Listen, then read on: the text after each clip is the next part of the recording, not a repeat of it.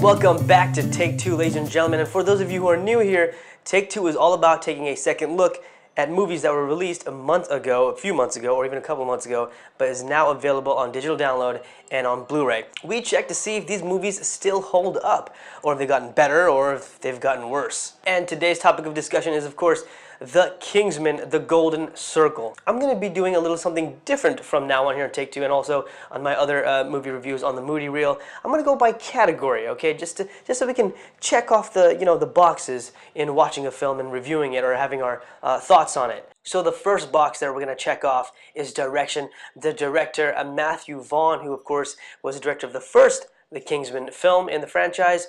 We're not really sure that this is going to be a proper franchise, sequel after sequel, because I got to be honest with you, I share the same criticism and thoughts of movie critics and movie pundits about this sequel to the original surprise hit, The Kingsman. There wasn't any real actual problems or issues with the direction. However, I do believe this film could have been 20 minutes shorter. I think there was a lot of places where it's just too long. Some of the scenes were just too long. Some of the scenes weren't even really necessary for the entire film. Overall, you do have a fun film, but I have to say, if you felt like you've missed something out in watching in theaters, don't. It's not that big of a deal. Now that it's available to watch at home, I would actually recommend it, because it is still an entertaining, fun watch.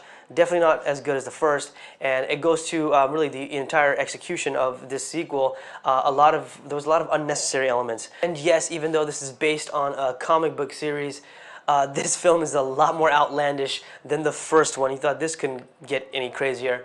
It does, and some of it is just, it's a bit too much. It's a bit too damn silly. Even the action wasn't anything spectacular or anything original that I could say.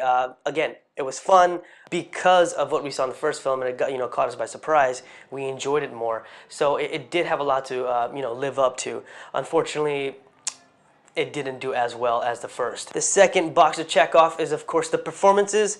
We have the original cast from the first. And yes, Colin Firth comes back. It's not a secret, it's not a spoiler, so relax. Now for this film, we have the new additions to the cast. You have Channing Tatum, Halle Berry, Pedro Pascal, and even Jeff Bridges. And I gotta tell you, I think the statesmen were underused in this film, man. The best example of that was Channing Tatum. It's criminally, he was underused in this film, which had me upset.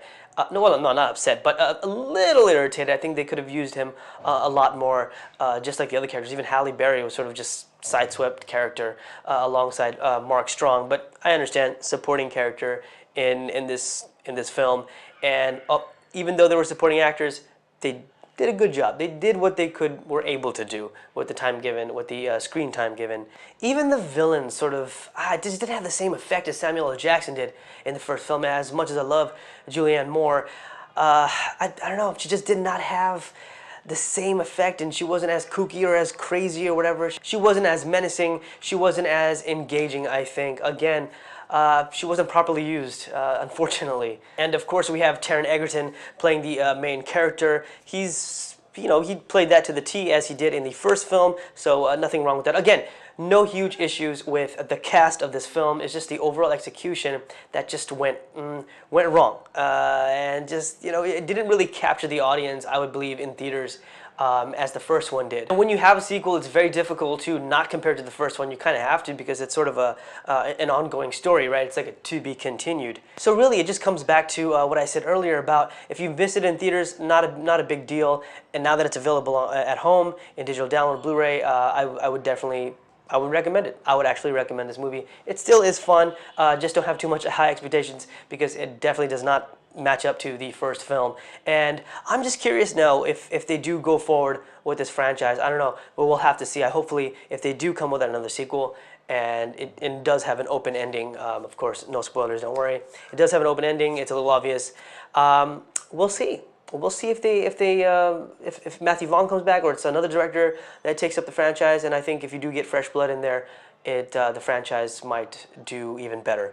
That's if there is still a franchise. We never know. Well, guys, that was my brief take back rewind, going back to The Kingsman, The Golden Circle. Hope you liked it. As usual, please like, share, and subscribe. You can catch me anywhere and everywhere at Moody Vintage, and of course here on YouTube, it's Moody Vintage TV. And come back next time on Take Two as I I think I'm gonna be doing, I don't know, I forget. I'll just stay tuned, stay tuned.